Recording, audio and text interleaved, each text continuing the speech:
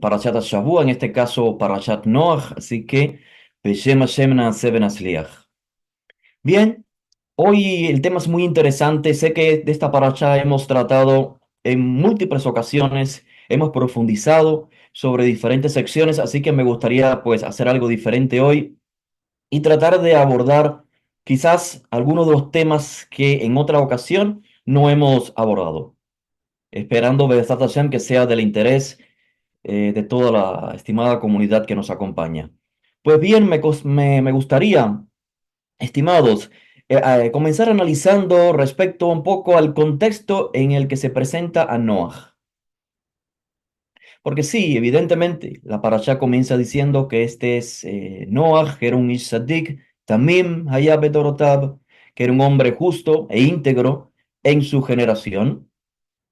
Pero sí hay temática anterior que si la consideramos, podemos dibujar, o mejor dicho, podemos ver un panorama un poco más amplio del dibujo, de la imagen que la Torá nos presenta con este personaje en cuestión, Noah. Así que para ello me gustaría comenzar haciendo notar cómo en esta parasha, de hecho, en Parashat Bereshit, al final, en la presente Parashat Noach y Parashat Lech Lecha, en la próxima, se va a estar notando varios comienzos. De hecho, la palabra comienzo o inicio va a estar siendo empleada en la Torá de manera, yo diría, excelente, o sea, poética, si queremos, para de esa manera la Torá ir dibujando, como les decía, diferentes comienzos. Así que vamos a encontrar estos diferentes comienzos en Parashat Noach. Vamos a entender el objetivo de cada uno de estos comienzos y, por supuesto, vamos también a extraer lecciones para nuestra vida presente. ¿Qué podemos aprender de estos comienzos? Entonces, para iniciar, me gustaría ir al capítulo 4, el verso 26 de Bereshit. Aquellos que tengan el texto, será muy provechoso que sigan la lectura juntamente conmigo. Allí se da una especie de breve genealogía, ¿cierto? Capítulo 4, verso 26, Bereshit, y dice el texto, Uleshet gamhu yulad ben, para Shet, o también Shet, o Set en español, le nació un hijo, Vaikra Shemo Enosh, y entonces le llamó Enosh. Shet tuvo un hijo y lo llamó Enosh. Fíjense qué interesante, como siempre he estado transmitiendo en charlas anteriores, todos los nombres y toda la terminología que se usa en la Torá es simbólica.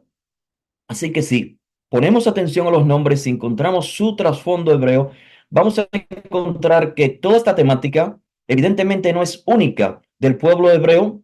Hay evidencia arqueológica de otras naciones en la antigüedad que transmitían historias similares.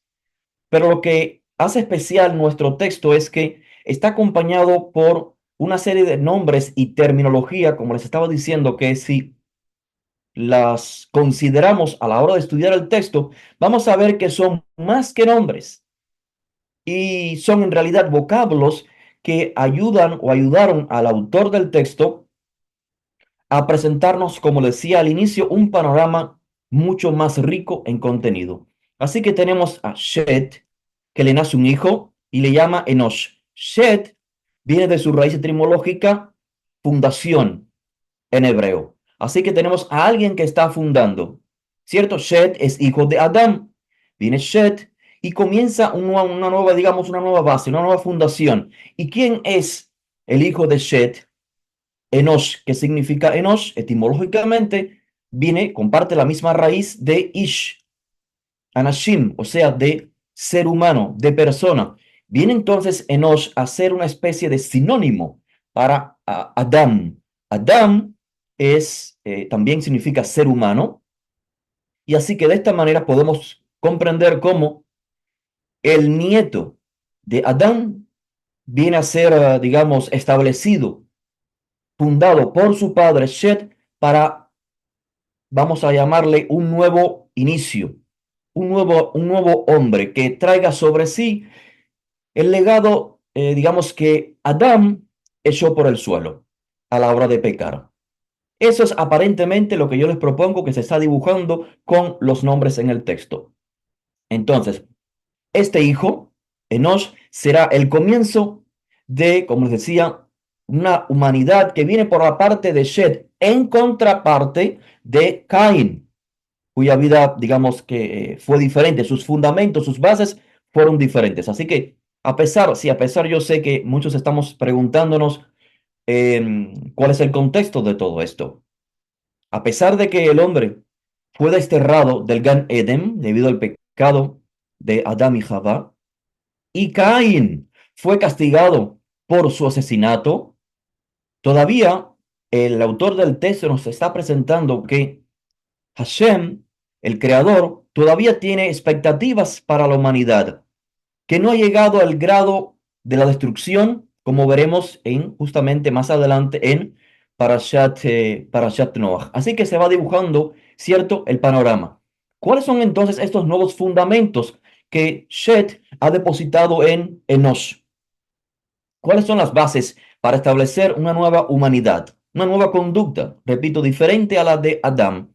Yo creo que esto es lo que se aclara en la segunda parte del verso 26 que estamos leyendo del capítulo 4. Y de esta manera estamos viendo lo importante que son algunos textos. Bien, dijimos que el verso 26 del capítulo 4 dijo al inicio, también Shet le nació un hijo, le llamó Enosh, y la segunda parte, que es la que digo, explica las funciones y las razones de Shet, dice el texto, Ashujal likro beshem Hashem, una posible traducción sería que la gente hizo algo profano al llamar a otros, entiéndase esos otros como a otras personas, o a otros ídolos, estatuillas, con el nombre de Hashem. Identificaron que Dios, que la divinidad es cualquier otro hombre o incluso cualquier estatuilla. Pero lo que sí es cierto, además, es que sí tomó lugar un acontecimiento, según el texto, un fenómeno en los días de Shet, ¿cierto? Y esto comienza, como les decía, con la propuesta de que hay un nuevo ser llamado Enosh que va a tomar ahora el rol de Adán. Va a tratar de reparar el error de Adán, que fue otra vez hacerle caso, o sea, dar riendas sueltas al impulso por hacer el mal. Y esto a fin de cuentas fue querer ser como Dios. Y ahora estamos viendo la posibilidad de que as Ujal Likro Beshem Hashem puede significar que se comenzó a profanar, y ahora voy a ser más específico, a profanar el nombre de Hashem al ser identificados personas o, como decía, estatuillas con el nombre de Hashem. Así que la pregunta sería, es este término, esta frase, likro beshem Hashem, que literalmente se traduce como invocar el nombre de Hashem o hablar sobre Hashem, ¿es algo positivo o negativo? Y me gustaría, pues antes de dar paso a los diferentes expositores y maestros que hay, pues compartir diferentes propuestas que han hecho diferentes rabinos a través de los tiempos.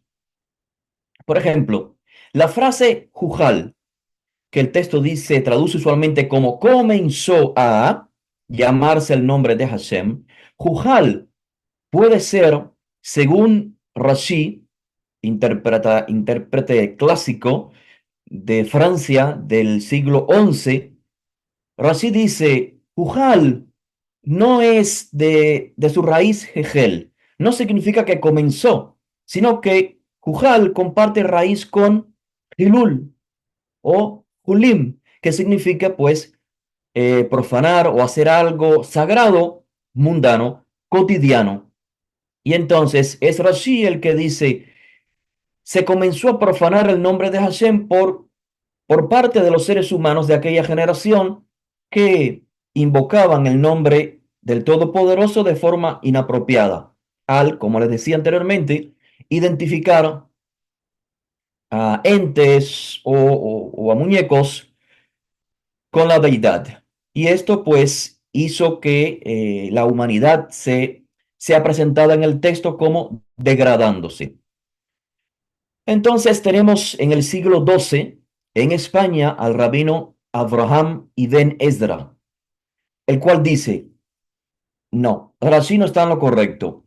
Lo correcto, según mi punto de vista, dice Ibn Ezra, es que Jujal, en efecto, viene de su raíz Hegel, que significa comienzo, que en la época de Shet, cuando tiene a Enosh, hay un nuevo comienzo, pero positivo, no de degradación, sino que Likro Beshem Hashem, llamar el nombre de Hashem, dice Ibn Ezra, que significa orar a Hashem, invocar el nombre de Hashem. O sea, Ibn Ezra lo ve desde un punto de vista totalmente positivo, en contraste a la visión de Rashi.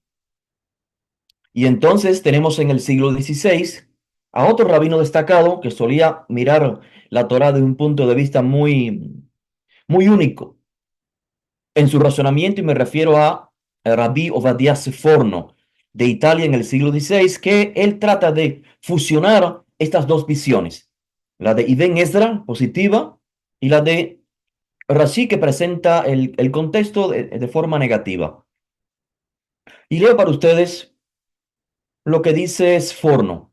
El Rabbi Sforno dice que ese fue el inicio en que algunos tzadikei hador, algunos justos de la generación, comenzaron, y esto es lo que dice Lidrosh la Rabbin et Shem Hashem, comenzaron a enseñar a la multitud que hay un solo creador. Y esto es en concordancia con lo que dijo Ibn Ezra, que Likro Beshem Hashem es algo positivo. Por otra parte, la pregunta lógica del lector, de ustedes y yo, es, bueno, ¿por qué Seforno llega a la deducción de que habían tzadikei que habían personas justas que estaban proclamando, enseñando el monoteísmo? ¿Por qué surgieron estas gentes? Y la respuesta la da Sforno, y es una respuesta obvia. Estos tzadikim que estaban hablando de Hashem y de su unicidad, de su singularidad, de que era el único Dios sobre la tierra, se dio porque habían comenzado lo que hoy llamamos el paganismo. Y es entonces la visión de Rashi, que la gente estaba identificando a sus estatuas como deidades o inclusive a seres humanos como dioses. Y entonces Seforno dice, no, Likro Beshem Hashem es positivo. Se estaba enseñando sobre la singularidad de Hashem, y esto debido a que había un paganismo. Y para apoyar esa tesis, Seforno acude a diferentes secciones del libro de Bereshit, de hecho, el capítulo 12, capítulo 13, en la historia de Abraham, en donde dice el texto en varias ocasiones que Abraham dice, Vaikra Beshem Hashem. Lo mismo que Rashi, la frase que Rashi identifica en términos negativos, que es profanar el nombre de Hashem, identificar a otros como dioses. En el caso de Abraham, también se emplea la frase, pero en términos positivos. Abraham estaba proclamando al Todopoderoso. En conclusión, entonces, estimados, la oración del verso 26, capítulo 4, Haz, Ujal Likro Beshem Hashem, es algo bueno. Bueno o negativo, positivo, me gustaría preguntarles, aquel que desee responder, por supuesto. Repito, para Rashi fue terrible. Era una profanación del nombre. Estaban reemplazando al Todopoderoso por muñecos y por personas que se querían ellos mismos dioses. Y Ben Ezra, por su parte, dijo, no, todo positivo. Enosh es una nueva esperanza para la humanidad. Shed es la fundación y establece a Enosh como la antítesis, por así decir, de lo que había hecho Adán. Enosh es una nueva humanidad. Por lo tanto, Likro Beshem Hashem es eh, invocando el nombre de Hashem. Y finalmente viene ese forno para fusionar estas dos ideas y decirnos, es que había una confrontación entre dos grupos de gente. La minoría eran Tzedekei Ador, los justos eran pocos y Rabbim era la mayoría. La mayoría eran personas que estaban profanando el nombre de Hashem y estaba surgiendo el paganismo. A ellos se debió entonces que existieran justos en la generación que enseñaran, divulgaran la singularidad de Hashem, que es Echad Veyahid, es uno, pero único. Así que con estas palabras, si alguien que de los que están presentes, los maestros que se encuentran, pues ya establecidos, desean compartir comentarios hasta entonces, vamos a ir gradualmente avanzando en el texto de la Torá. Así que sobre esta sección, estimado Yair, adelante, por favor. Excelente, excelente, querido Rabino. Besrat Hashem, bueno, yo creo que hace algo interesante que lo que usted está comentando, porque yo creo que vamos viendo el tema del Mabul y el tema de Noah. Y la palabra Noah, Rab, como usted está mencionando, y me gustaría enfocar el tema de las midot que vamos estudiando, pero es algo interesante, Rab, que la palabra Noah, si volteamos la letra, y empezamos con Het y terminamos con Nun Sofit, es la palabra gracia, Hem, que 90 veces se repite en el Tanaj. Eh, ¿Qué tipo de gracia, Rab, obtuvo Noah? ¿Cuál fue la gracia que diferenció Noah con las demás generación, con las demás personas de su generación? Eh, es como el Jinuj que estamos viendo. ¿Qué tipo de educación tenía Noah a la educación que tenía el mundo secular? Porque a veces pensamos como en la palabra Da'at, que es el conocimiento de Boreolam, pero en realidad también puede ser un conocimiento secular. Y conversando aquí con los Jabrim, ¿qué tipo de Hem, qué tipo de gracia tuvo Noah para hallar la conexión con Akadosh Baruj Hu? Besrat Hashem, con la ayuda de Hashem, eh, querido Rab, eh, a lo que quiero llegar, Rab, es, estamos trabajando Midot, estamos trabajando lo que es las Midot y las Kohot, pero también saber diferenciar entre qué tipo de gracia, qué tipo de conocimiento necesito yo para poder conectarme con Akadosh Baruj Hu. ¿Qué hizo a Noah especial?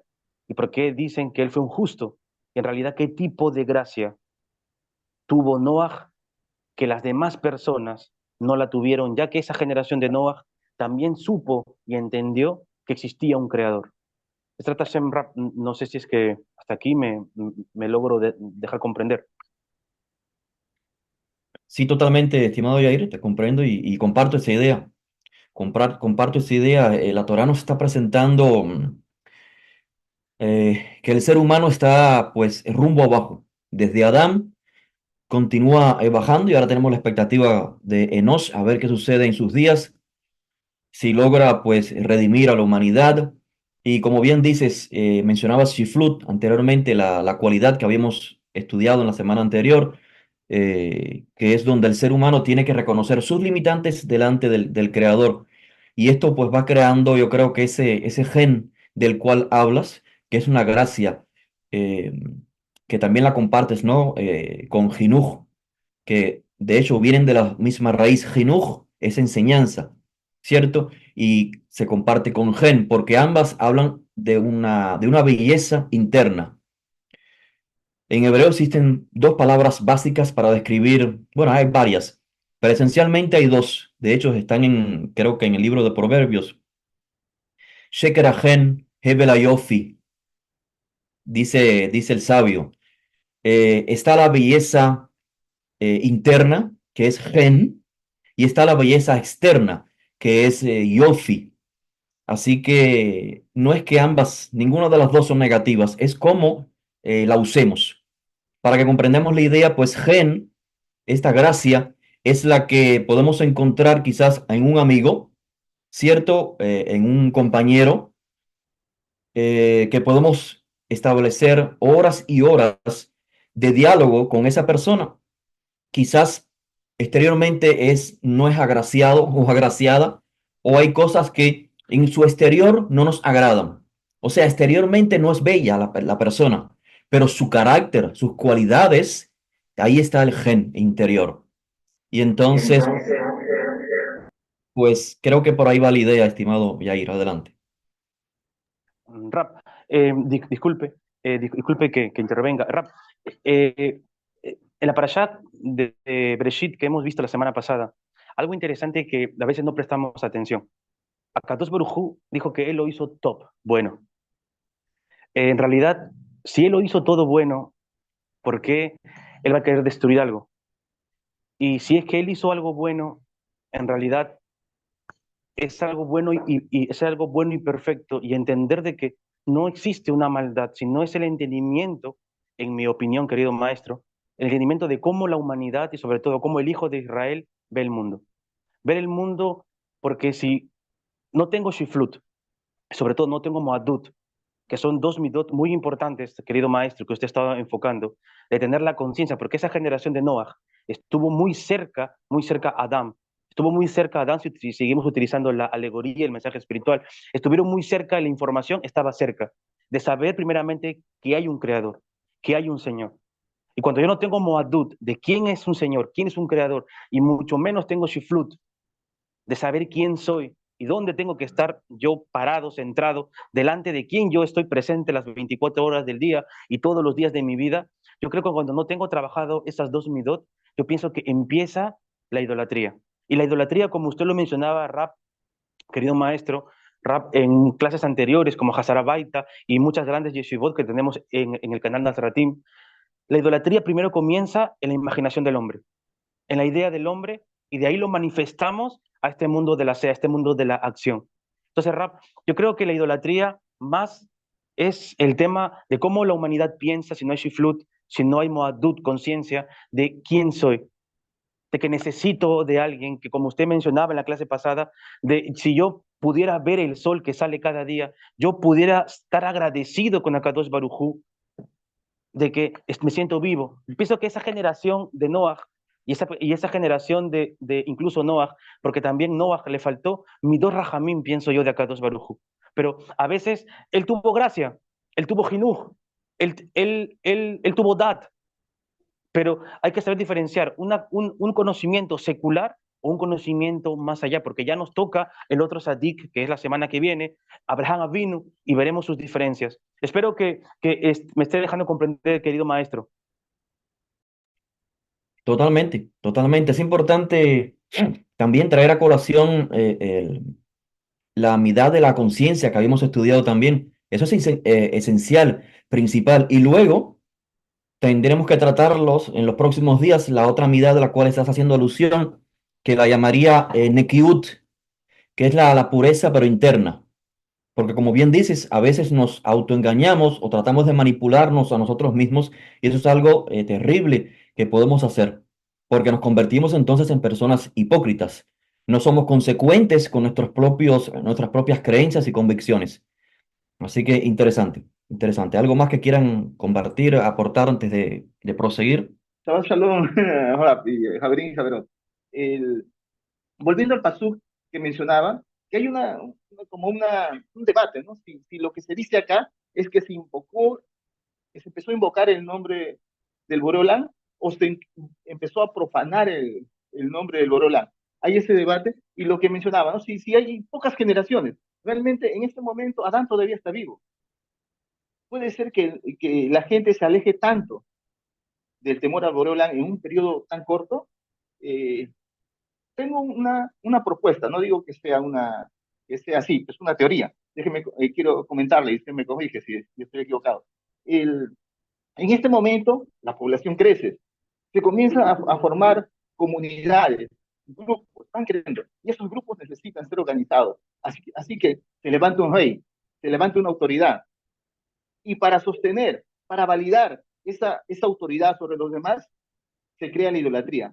Yo soy hijo de Dios, yo soy una divinidad o tengo el respaldo de tal ídolo, de tal divinidad que me he inventado, que me he creado, y bajo ese contexto se comienza a deteriorar el concepto del un único Dios y se comienza a expandir muchos dioses en referencia a diferentes circunstancias, manifestaciones de la naturaleza, pero que validan mi autoridad sobre las demás personas.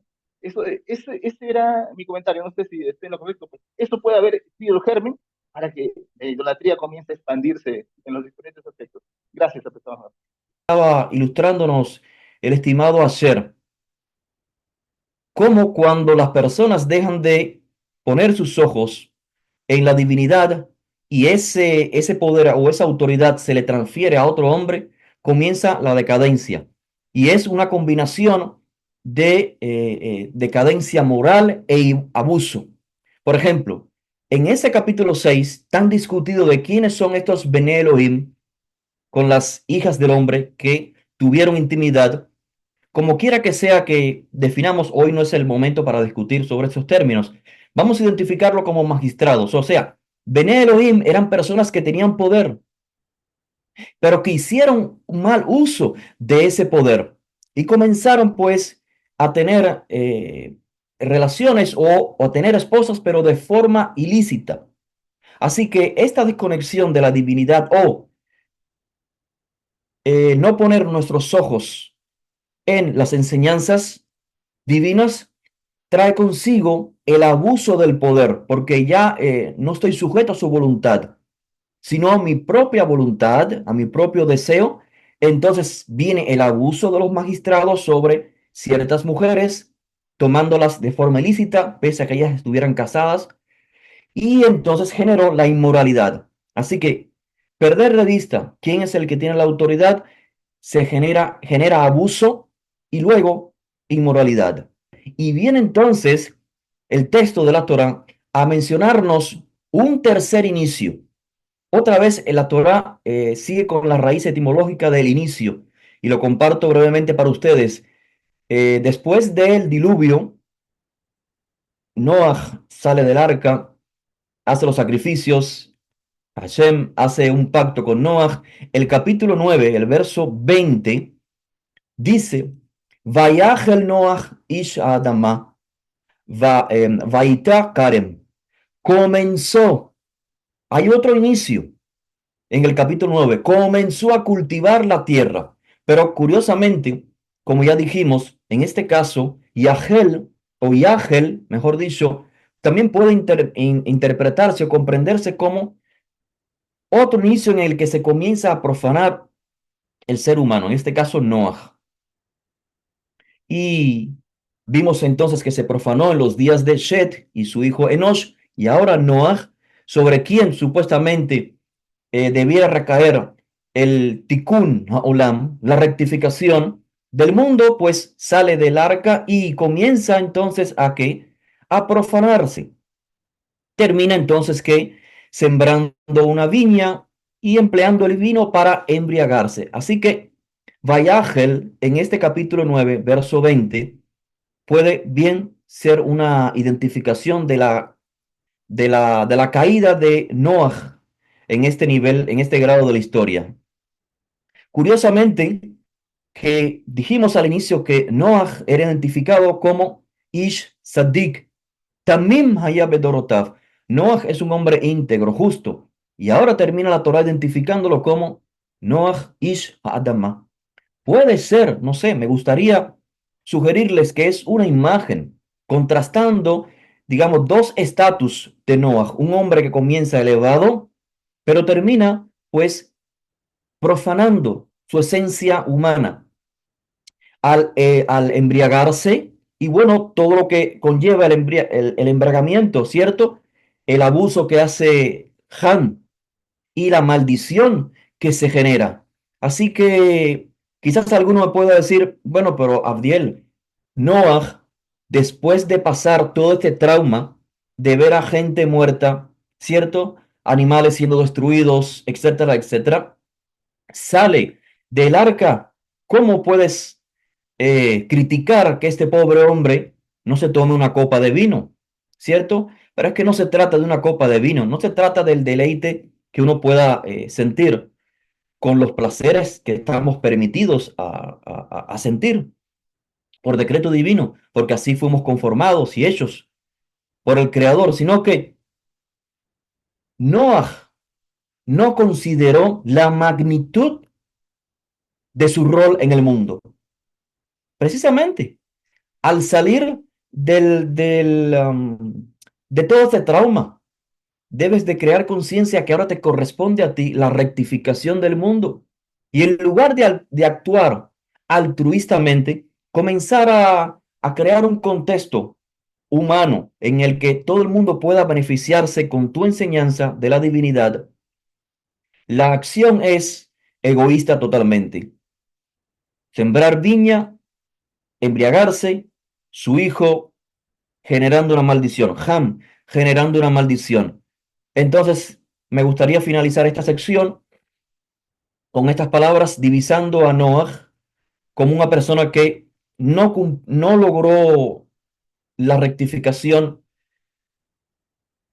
de las cualidades, de las actitudes del ser humano, sino que recae. Y por eso es que las aguas del diluvio pasan a la historia justamente con el nombre de Noah. Mei Noah, las aguas de Noah. Las aguas que destruyeron al ser humano son las aguas de Noah. Hay un gran contraste entre cómo la Torá dibuja a Noah desde su inicio, desde su comienzo, y luego los últimos de sus días. Noah comenzó siendo Isadik, un hombre justo, y termina con un hombre de la tierra. Moshe es la antítesis, o lo opuesto, mejor dicho. Moshe comienza siendo descrito en el texto de la Torá como Ish Mitzri, un hombre egipcio. Y en Deuteronomio, en las parashiot últimas, ¿cómo es llamado Moshe? No Moshe Rabbenu. Rabbenu es un título que luego le colocamos, honorífico. Pero como la Torá identifica a Moshe en los últimos de sus días, es como Ish a Elohim. Pasó de ser Ish Misri, un hombre egipcio, a ser identificado con la imagen de la Torá, en la imagen que la Torá nos dibuja de él como el hombre de Elohim. Entonces, ¿quién es Noah? Sí, un hombre que podemos decir justo en su generación, pero que eh, no logró elevarse como otros sí pudieron. Teníamos pendiente el comentario de la estimada Silvina. Shabbat Shalom a todos, un gusto, Rab, de escucharlo. Ahora, a medida que usted fue hablando, se me fueron respondiendo algunas preguntas de las que justo iba a comentarle. Pero bueno, volviendo a este último punto que usted comentó, se me ocurrió pensar si em, todo dependía de este evento sobrenatural que iba a suceder para esta nueva oportunidad, este nuevo comienzo, ¿no? Si hubiera dependido solo de ese evento sobrenatural, no se hubiera recurrido a Noah, ¿no? O sea que de alguna manera el creador escogió a una de estas personas que de alguna que ellos tenían una integridad tal que podían sobreponerse a toda la condición totalmente degradada en la que vivían. Él vuelve a recurrir a un hombre íntegro para que pueda llevar adelante el propósito del mundo, ¿no? De alguna manera de decirlo. Y es como que nos dio de nuevo una oportunidad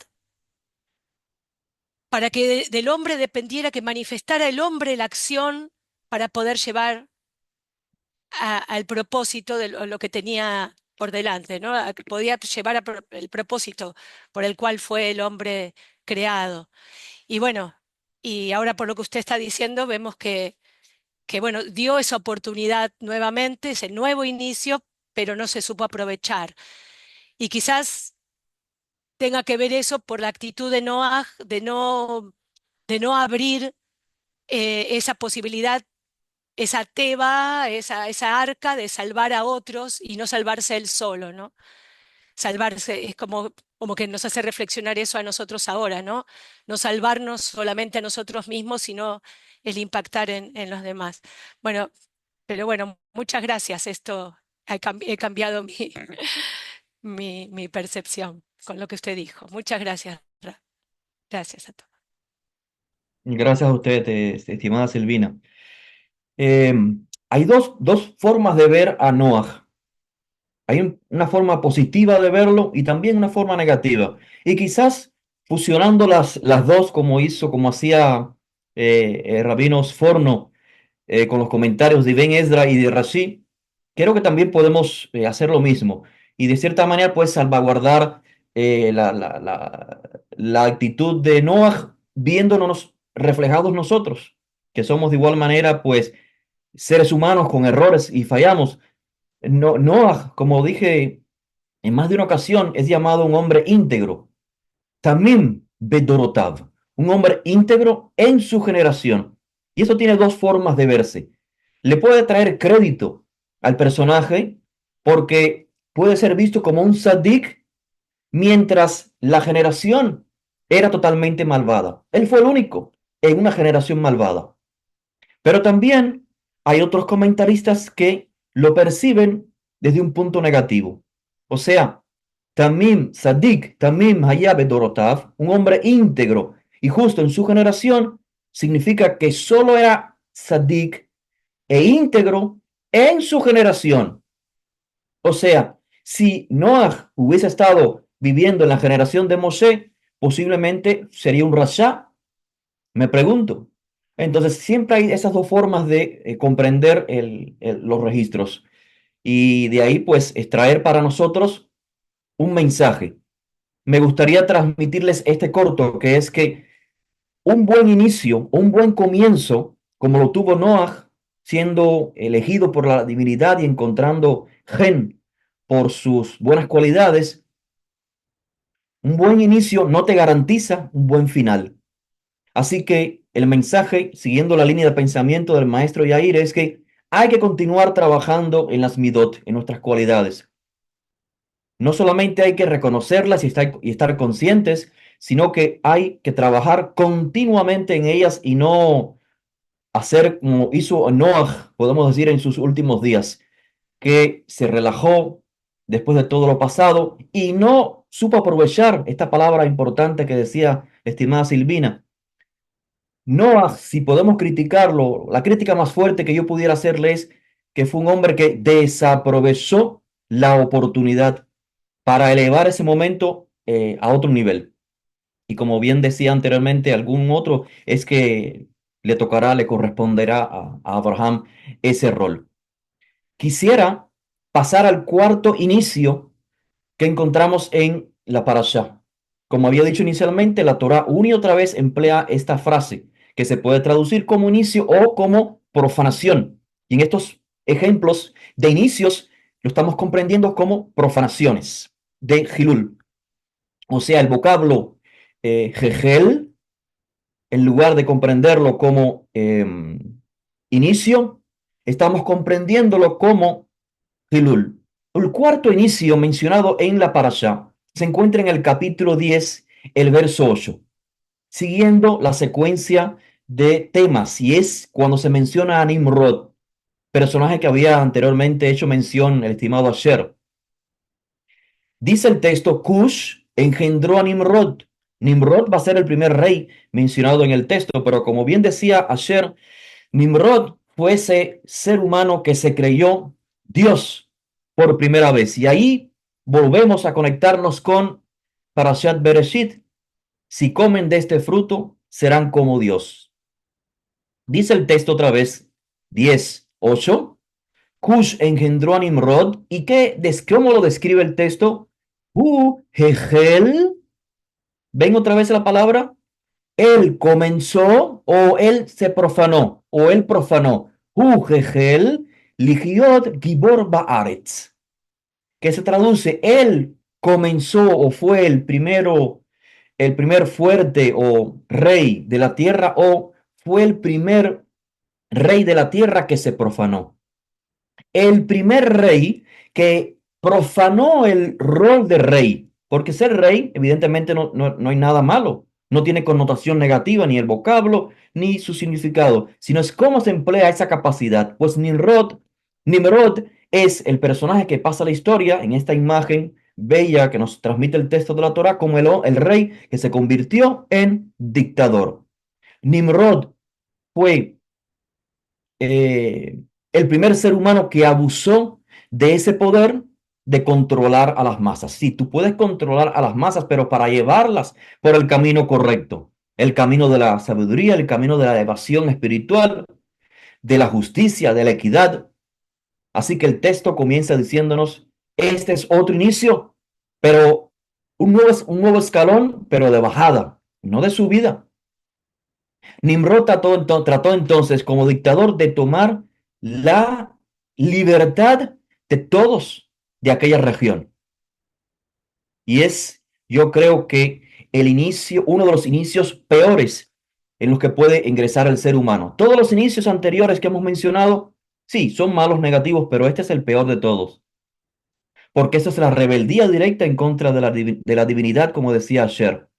Nimrod no inventó un ídolo y lo llamó Dios, como dicen algunos comentaristas, como anteriormente estábamos diciendo, que es lo que hizo en los días de Enosh y Shet. Vaikra Beshem Hashem era que estaban llamando a Dios a los ídolos. No, Nimrod fue a otro nivel. Nimrod no fue de aquel comienzo de los seres humanos en donde dice que los magistrados, los Bene Elohim, estaban abusando de las señoras a su antojo, sin respetar la legalidad. No, Nimrod fue más peor aún que esto. Nimrod no fue como Noah, que dice que se comenzó tuvo un comienzo en el que pensó egoístamente y se embriagó, y esto generó maldición, sino que Nimrod llegó, comenzó una nueva etapa para la humanidad, y esto es en el que yo soy Dios. Ya no es un muñeco, ya no son algunos, digamos, que yo puedo manipular, ídolos que yo puedo manipular, sino que yo mismo me considero Dios. O sea, yo soy el que voy como dictador a decretar quién va a vivir, quién va a morir. Yo tengo el control del resto de los seres humanos y esto genera entonces el tema de la Torre de Babel porque dice que Nimrod comenzó a reinar, o sea, a abusar en Babel. Y antes de adentrarme a Babel, me gustaría pues escuchar si hay algo que quieran comentar los maestros presentes. Por favor, Yair. Baruch Hashem, querido rabino, como usted prácticamente dice, encontramos la primera Bodazara, que es el rey Nimrod. Y algo interesante que usted también comentaba, Rab, como comentaba también Silvina y Asher, interesante de que, como usted estaba comentando, que Akadosh Baruj Hu creó un problema para que Noah tuviera conciencia de por qué está en este mundo. Y también encontramos paralelismos, como usted está mencionando.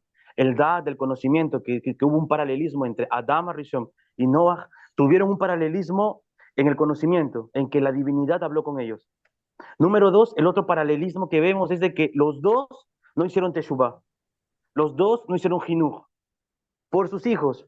Y encontramos que la mala educación se descontroló sus midot y encontramos el resultado que fue un Nimrod.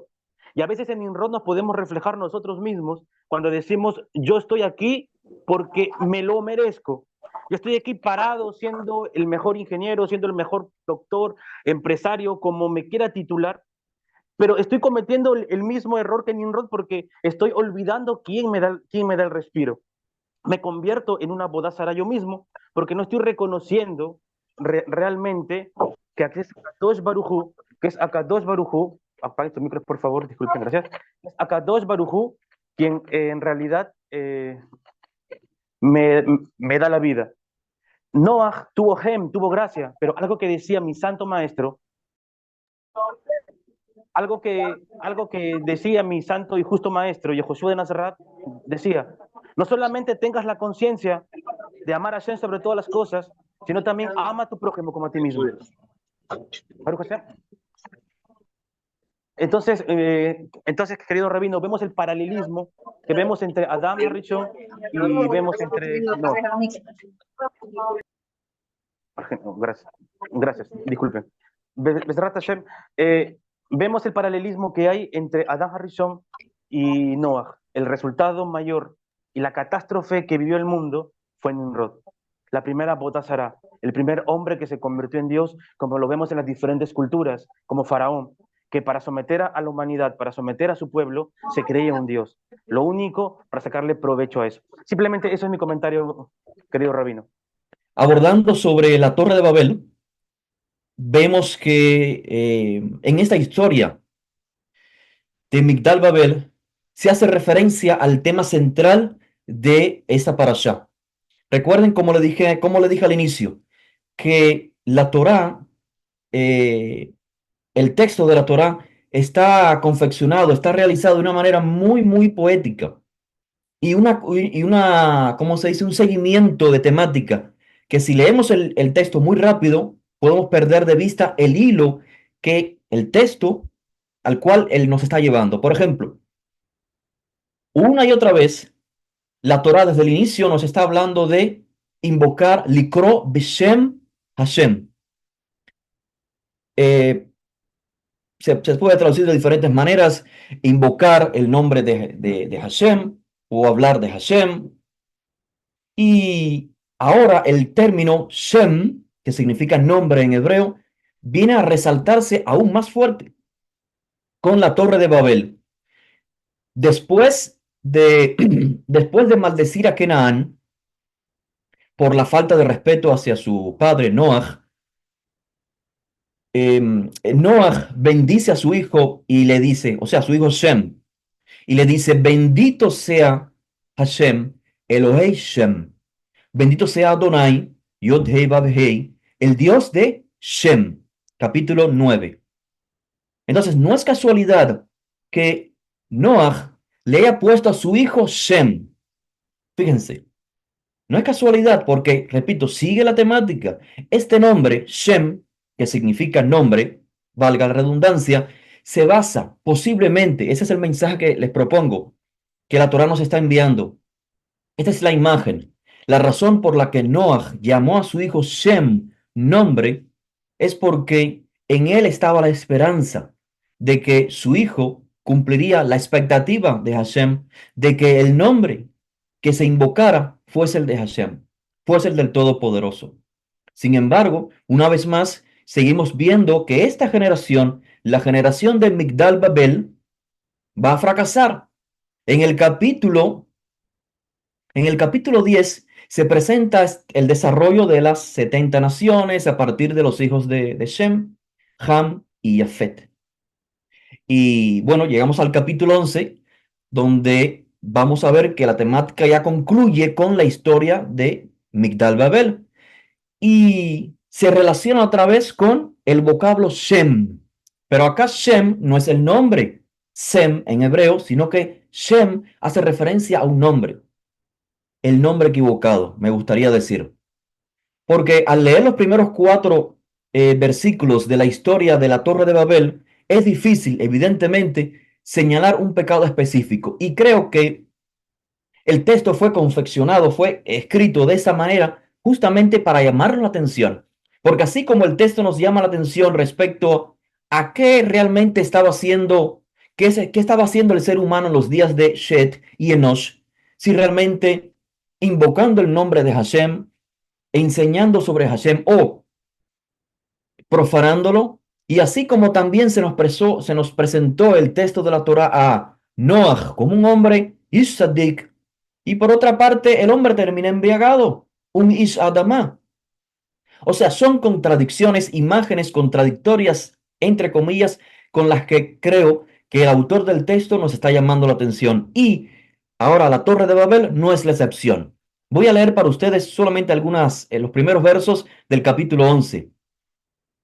Y dice esto, para que comprendamos que aparentemente todo dibuja para bien, no hay un pecado específico en lo que están haciendo estos hombres de Babel. Todos en la tierra tenían el mismo idioma y las mismas palabras.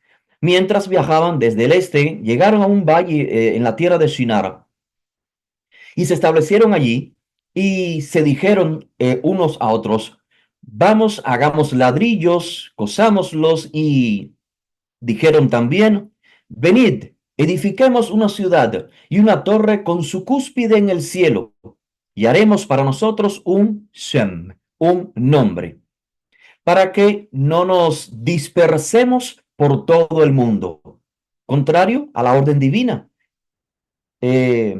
Multiplíquense y llenen la tierra. Y entonces el resultado de este suceso es que la divinidad desciende a ver lo que estaba pasando. Como decía, a primera vista, no resulta claro qué fue lo que tomó lugar, qué fue tan terrible de esta generación. Después de todo, yo me hago la pregunta y la comparto con ustedes. ¿Acaso no es positivo lograr unidad? ¿No es un objetivo loable? Creo que sí, pero depende las intenciones de esa unidad. Y aquí está el detalle.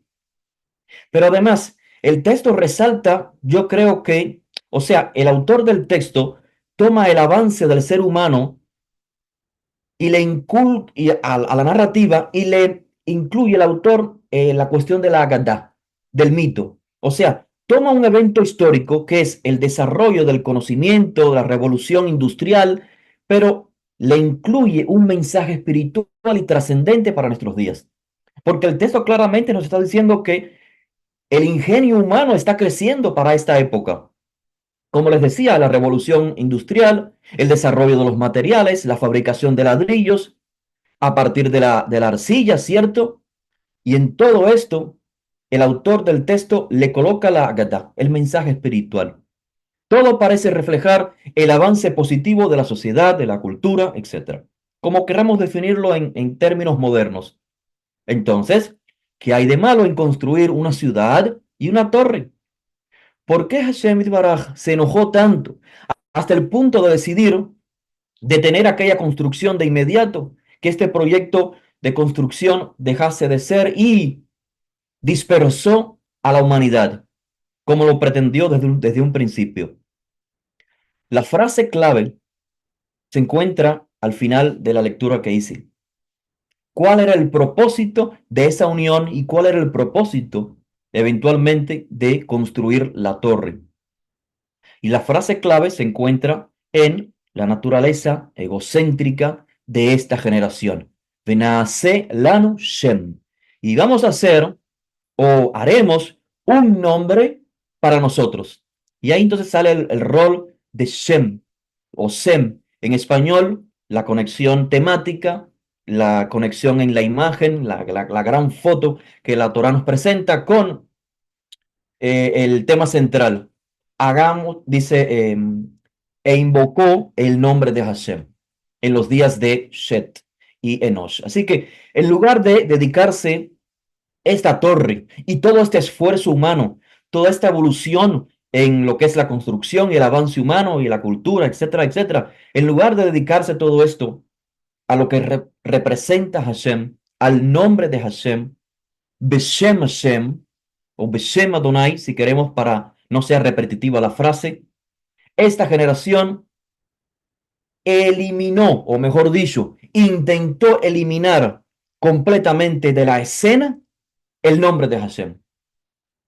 Ya no es siquiera invocar el nombre de Hashem en nuestros hijos o decir que cualquier ídolo o estatuilla, ese es Hashem, ese es Dios. No, ahora quieren erradicar finalmente a través de esta enseñanza que viene de Nimrod, erradicar de toda escena a Hashem, al nombre de Hashem, y es hagamos un nombre para nosotros mismos. ¿Algún comentario, estimado, sobre esta final sección de la parashá? Chelo Rap y Javerín, gusto estar nuevamente con ustedes acá en Sala Zoom y en este día de Shabbat. Ya prontamente a entrar en Rojodesh. Una alegría, en verdad que sí. Esta parachá, o sea, me da, aparte de las ciertas dudas que tenía en función de Noah y en todo el desarrollo, Noah cumplió, creo, como dice usted, Rab, y para darle más fuerza a lo que usted dice, querido Rab, es que él sí tenía en su generación, y por eso la Torá nos hace énfasis en su generación, de que él fue justo. Yo le decía a Morey ahí, pero ¿cómo es justo? Si las maneras de actuar, y en base a lo que usted está explicando de Beshem Hashem, del nombre de Hashem, imagino que él estuvo divorciado de todos estos actos de profanar el nombre, de las actitudes de ética y moral que tenía que vivir en ese entonces. Ante, ante todo de que no había una Torah, no había mandamientos, sino que también existían, porque tenemos que estar claro en eso, de repente los participantes podrán pensar, ¿había o no había Torah? ¿Qué ley había en ese entonces? Y había leyes de ética y moral que nos decían cómo andar dentro de esa misma sociedad. Noah imagino yo, un comentario muy personal, vio que no era lógico tomar el nombre de la divinidad en vano o buscar deidades para sustentar lo que estaban haciendo o la creación. Pese a esto, no hubo la capacidad, no tuvo la capacidad de hacer como hizo Nimrod, de poder llegar a la mente de las personas, influenciarlas, pero para bien. Veamos el caso de Nimrod, que fue influenciando para que las personas, ¿verdad? La creación, el adámico, fuese en contra de la divinidad, negara, como dice usted, la creación, negara de que no necesitamos de Hashem, no necesitamos de él. Nosotros ahora somos como dioses. No necesitamos de él. ¿Para qué? Nosotros sembramos, nosotros cosechamos, nosotros procreamos, divorciándose de que el creador está en todo y lo hizo todo. Y que nosotros como humanidad, como los adámicos, somos colaboradores del creador en este sentido y llegar al punto de la división del pensamiento, de decirme, nos vamos a hacer un hombre porque no necesitamos de la divinidad, no necesitamos de Hashem, ya Hashem está obsoleto, no lo necesitamos de él. Nosotros estamos creciendo, estamos evolucionando, ya encendemos fuego, hacemos casas, etc. Entonces, el ego del hombre, desde la creación, desde la transgresión, se ha elevado tanto el ego del hombre que niega hasta en estos tiempos y vemos que permanece el deseo del hombre subsistir sin la necesidad de la divinidad. Desea mantenerse sin necesidad del creador. Puedo con mi fuerza, puedo con lo que yo puedo hacer. Yo soy, como decía el Javier Asher, yo soy ingeniero, yo soy esto, me sostengo, More también lo decía, y yo puedo hacer. Explicaba yo en estos días, gracias al creador, que Hashem nos ha dado la materia prima y nosotros lo que hacemos es transformar. Hacían casa, hacían barro, hacían fuego, pero la materia prima la ha dado siempre el creador.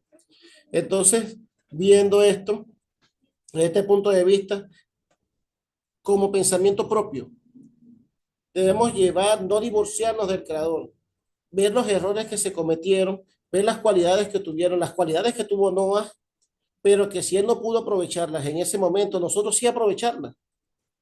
¿Verdad? Porque él, imagino, como a veces he conversado con More, que él se dejó llevar por la frustración, ver la mortandad, no pensó que su acción fuese a llevar a tantos a la muerte.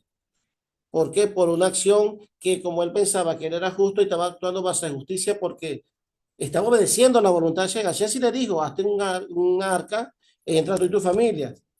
El detalle es que porque no te haya dicho, dile a los demás que corrijan y entren, no tenía que ver que no lo hiciera. Tenía que nacer de él. Acto seguido que es diferente a Abraham, que lo vamos a ver más adelante. Pero, y el acto de Nimrod, que debió haber sido enfocado en la unicidad, fue enfocado en la división, en el divorcio hacia la divinidad. Entonces, eso son sumando también lo que decía Moreno Yair, que son creo que las contrapartes, las diferencias que pueden, sumando a ellos, pudieran haber existido entre ellos. Toda raba. Y qué buen aporte, estimado. Qué buen aporte. Excelente.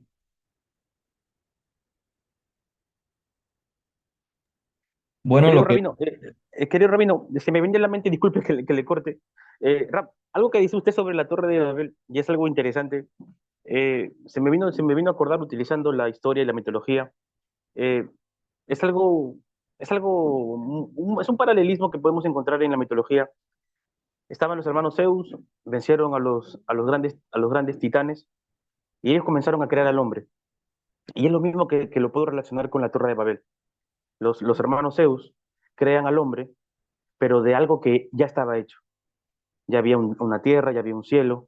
Y la Torre de Babel querían ser dioses, querían llegar a rebelarse contra su creador, pero como decía Argenis, y como decía usted, querido Rab, de algo que ya está hecho.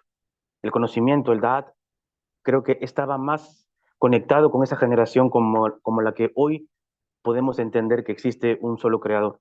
Yo creo que, como usted decía, Rab, es importante entender quiénes somos, el Shiflut, Ruach Shiflut, y esa mirada tan importante de entender quién es realmente es Hashem, quiénes somos nosotros y para qué estamos aquí en este mundo. Solamente eso, querido Rabino, que la misma idolatría en la Torre de Babel podemos ver no solamente con la mitología griega, sino creo que con todas las mitologías que Besrat Hashem existe en la historia de la desconexión entre el hombre con su creador. Hasta ahí nada más, Rabino. Y bueno, para ir dándole cierre a esta parasha, anteriormente creo que hablé un poco negativamente sobre la actitud que estamos viendo del ser humano, de caída en caída, bajando los escalones en lugar de ir subiendo. Y no quisiera pues despedirme de ustedes dejándoles, digamos, ese sabor amargo de quiénes somos los seres humanos, cómo caemos, pero también viene el aspecto más positivo que es que siempre existe la esperanza de un Abraham, de un hombre que va a poder transmitir, va a poder reparar el error de su generación, porque si tomamos en consideración todo pasado, digamos, cada quien es responsable de su generación. Y en el caso de Abraham, me gustaría rescatar que existe en la Torah, ya esto es en la parashá que viene, parashat Lech Lecha, en que la Torah vuelve a emplear el vocablo comenzó o inicio para continuar con esta interesante imagen en que siempre hay un comienzo, pero termina en caída, otro comienzo con caída. Y lo último es este próximo comienzo que es con Abraham, que no, vamos a decir que no es que va a finalizar en una redención total, pero podemos decir que el ser humano pudo mejorar, comenzó a escalar nuevamente con el camino de Abraham. Y la cita a la cual hago referencia, que menciona el comienzo, o vamos a llamarle el buen comienzo, finalmente, es en el capítulo 13, del verso 3 al 4, donde dice, Abraham volvió a donde había estado su tienda, entre Bet-El y Ai. Y entonces dice el texto, Batjila, al principio, donde estaba Abraham. Y aquí pues viene la imagen literaria de que hay un nuevo comienzo, un inicio, valga la redundancia. Y justamente el texto dice en el verso 4, Vaikra Beshem Hashem. Y entonces, en ese comienzo, Abraham invocó el nombre de Hashem. Comienza Abraham a enseñar respecto a quién es Hashem. Así que este suceso eh, de la Torre de Babel, que estábamos mencionando anteriormente, creo que el autor del texto está preparando el escenario para que eh, el lector comprenda las razones del por qué Abraham ha sido designado. Sí, con Noah comprendimos que era el único justo en su generación y halló gracia en los ojos del Eterno porque era justo e íntegro y razón por la cual fue elegido. Ahora, ¿por qué Abraham es elegido? La Torah no nos dice la razón, cuáles eran las cualidades de Abraham. De ellas nos enteraremos después, que es un hombre que tiene emuná, perseverancia en la divinidad, pero se nos está dibujando ya las razones del por qué. Este es el escenario. La Torre de Babel, el establecimiento de los diferentes pueblos es el escenario a través del cual comprendemos la designación de Abraham como el descendiente principal de Shem, de este hombre llamado nombre. Y es con Abraham que comienza a restaurarse el nombre, es decir, la identidad de Hashem, que existe un creador, no muchos dioses, el error de Migdal Babel. Y todo esto, por supuesto, lo que combina, lo que trae consigo la reparación de las cualidades, que es en una de las cosas que Abraham tuvo que trabajar por el resto de su vida, por todas las pruebas que pasó, pudo elevarse, pudo sí elevarse espiritualmente, rectificar las cualidades necesarias que lo hicieron finalmente el llamado padre de la fe, ese hombre que ejerció la emuná, la perseverancia, más que cualquier otro de la historia.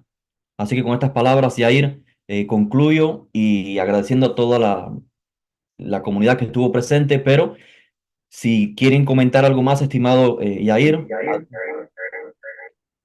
Apreciado Rabino, Rabino, hoy cierra el comentario mi estimado Asher. Asher, adelante. toda Rappi, More. More, yo estaba viendo en esta parte de la secuencia de, de la Torre de Babel, ellos empiezan, ¿no? Toda la tierra tenía un idioma y un propósito en común. ¿Qué propósito en común? O sea, toda la gente tenía un propósito en común. No dice que si es malo o bueno, pero hay un propósito, hay una razón que los impulsa, ¿no? ¿Cuál es esa razón? Y, y más adelante se dice, ¿no? Y se dijeron, vamos, construyamos una ciudad y una torre por encima de los cielos y hagámonos un nombre. Hagamos, mire, siempre gira todo alrededor de hagámonos un nombre. No sea que seamos dispersos por la tierra. Lo que empezamos como hombres tomando autoridad, creando ídolos, creando, llamando así mismos reyes o hijos de, perdón, reyes, hijos de Dios o dioses mismos, dioses reyes. Ahora tenemos a todo un pueblo tratando de rebelarse contra el Boreola. No voy a dejar que me dispersen, no me voy a someter, y me voy a igualar, me voy a poner a la altura del Boreolán porque no quiero someterme. Y la historia nos enseña que cuando uno no quiere someterte al Boreolán, la va a pasar mal, la va a pasar mal. Esta gente tenía una sola idea, un solo idioma. El idioma era importante para compartir las ideas. Así que Hashem se encargó, te quito lo que es tu fuerza, te quito tu unidad de pensamiento, tu unidad de comunicación. ¿Por qué? Porque la voluntad del Boreolán siempre se cumple.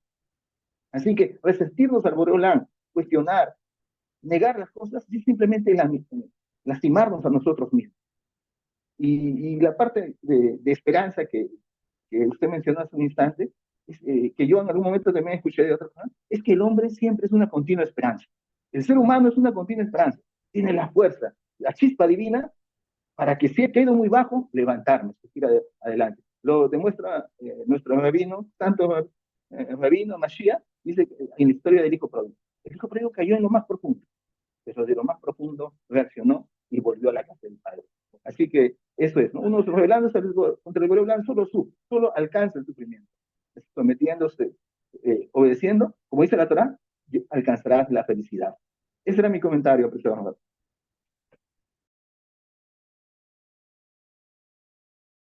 Muchas gracias, querido Rabino. Besat Hashem, y gracias a todos los Javerín. Eh, yo siempre pongo de título la parasha que viene, Lech Lecha, salir, pero salir a la reconexión, que es el hombre con su creador. Encontraremos la siguiente semana con nuestro querido maestro Abdiel, que nos hablará de este gran mensaje de este primer hombre, porque, como dice nuestro querido Rabino, hubo una primera creación con Adán, otra con Noah, pero no la supieron aprovechar, y viene este hombre justo, Abraham Avinu. Y le esperaremos con muchas ansias la siguiente semana. Así que me despido, querido maestro, con esta pequeña bendición y Besrat Hashem, con la ayuda de Hashem, poder encontrarnos la siguiente semana. Yevarejeja Adonai Beishmereja, Yaer Adonai Panabdeleja, Bikuneja, Isa Adonai Panabdeleja, Be Yashem Leja Shalom. Que Adonai los bendiga y los guarde, que Adonai resplandezca su rostro hacia ustedes y les dé gracia, que Adonai vuelva su rostro hacia ustedes y nos conceda a todos paz. Por los méritos del Sadik, Yesod Olam, Yehoshua de Nazaret del Mashiach, Rey de Israel. Muchas gracias a todos, que sigan pasando un excelente Shabbat y un excelente inicio de Jodesh.